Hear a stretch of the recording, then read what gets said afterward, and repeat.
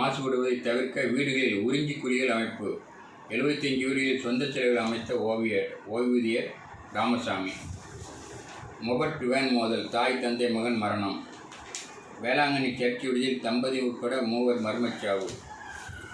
பள்ளி முன் பெட்ரோல் குண்டு வீச்சு, உள்ளூர் மாணவரிடம் விசாரணை. தூத்துக்குடியில் கிராம சபைக்கு வராத அதிகாரிகளை கண்டித்து சவப்பெட்டி வைக்க முயற்சி. பந்தலூரில் நெல்லை பழைய பஸ் நிலைய கட்டுமானத்தில் விதிமீறல், மாநகராட்சிக்கு நெருக்கடி.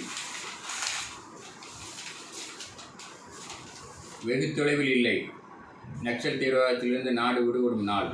சத்தீஸ்கர் மாநிலத்தில் பிரதமர் மோடி பேச்சு. ரூபாய் 14,660 கோடி மதிப்புள்ள திட்டங்கள் துவக்கி வைப்பு. கருணை அடிப்படையிலான பணி, மனைவிக்கா மாமியாருக்கா? குழப்பத்தை தீர்த்த ஹைகோர்ட். லக்னோவின் சமையல் பாரம்பரியத்திற்கு யுனெஸ்கோ அமைப்பு அங்கீகாரம். ஆயுத போராட்டத்தை கைவிட்டு சரணடையுங்கள், தீவிர நக்சல்களுக்கு முன்னாள் நிர்வாகி கோரிக்கை.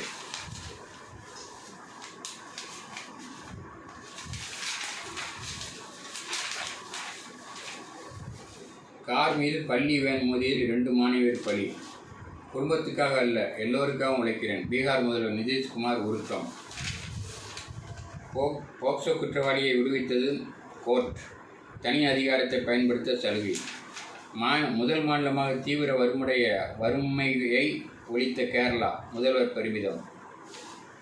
RSSஐ தடை செய்ய முயற்சிப்பது இனி பலிக்காது, தத்தாத்ரேயே கொசபலே. காந்திக்கு பின் இந்தியாவை புரிந்தவர் பிரதமர் மோடி, கவர்னர் ரவி பாராட்டு. பரமக்குடி 80க்கு 80 காட்டன் ரக சேலைகளுக்கு இந்திய முத்திரை. தென்னை நார் தொழிலை மேம்படுத்த குழு அமைப்பு. 4ஆம் தேதி திண்டுக்கல்லில் கருத்தரங்கம். கொலை வழக்கிலிருந்து பழனிசாமியை காப்பாற்றியவர் செங்கோட்டையன், திமுக அமைப்புச் செயலாளர் RS பாரதி பேச்சு. ஆயுதங்கள் பதுக்கல், சிறை கைதிகள் 20 மீது வழக்கு. உடும்பிடி சண்டை, பொதுமக்கள் முன்னிலையில் தாசில்தார்கள். ஆக்கிரமிப்பு அகற்றும் பணி தள்ளி வைப்பு, வேளச்சேரியில். மெட்ரோ ரயில் வழித்தட மேம்பால பணி, போரூர் கோடம்பாக்கத்தில் இறுதிக்கட்டம்.